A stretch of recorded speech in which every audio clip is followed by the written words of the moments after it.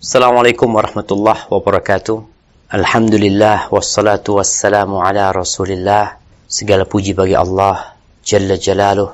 Salawat dan salam semoga senantiasa tercurahkan untuk baginda Nabi kita Muhammad alaihi salatu wassalam. Amma ba'd, kaum muslimin yang semoga dirahmati oleh Allah Jalla Jalaluh. Kita lanjutkan.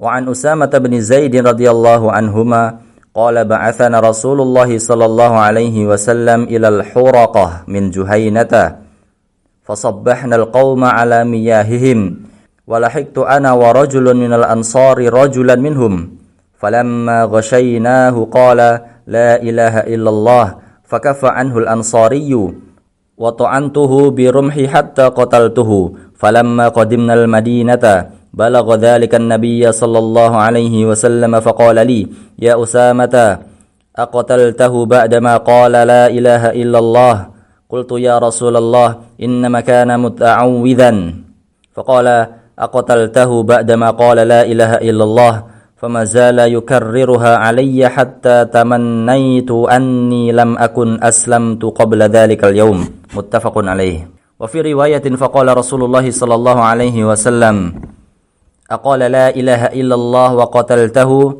قلت يا رسول الله إنما قالها خوفا من السلاح قال أفلا شققت عن قلبه حتى نعلم أقالها أم لا فما زال يكررها حتى تمنيت أني أسلمت يومئذ الحرقة بضم الحاء المهملة وفتح الراء بطن من جهينة القبيلة المعروفة وقوله متعوذا ay mu'tasiman biha minal qatli la mu'takidan laha.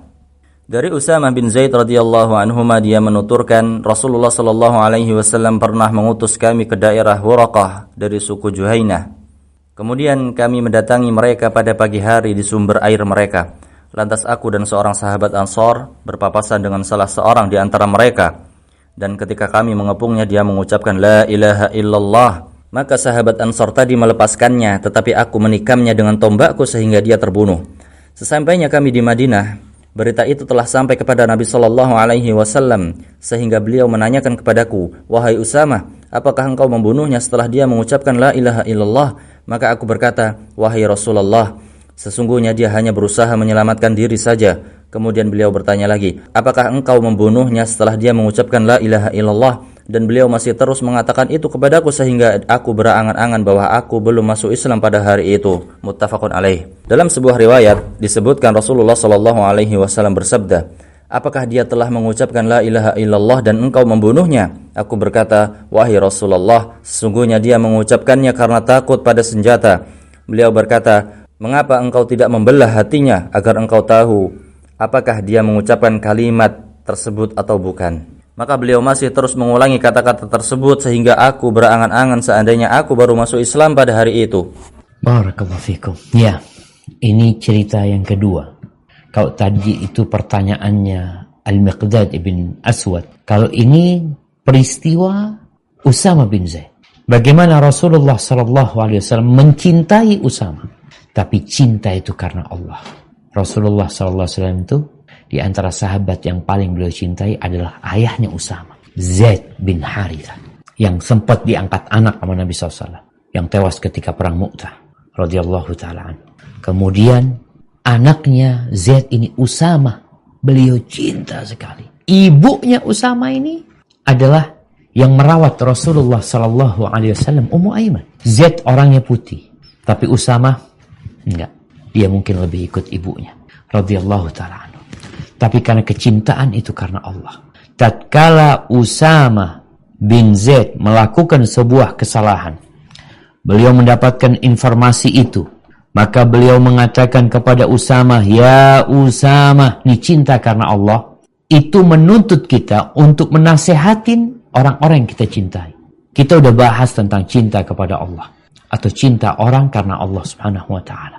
Maka Rasul SAW mengatakan kepada Usamah, "Ya Usamah, aqataltahu ba'dama qala la ilaha illallah." Usamah berusaha bela diri ya.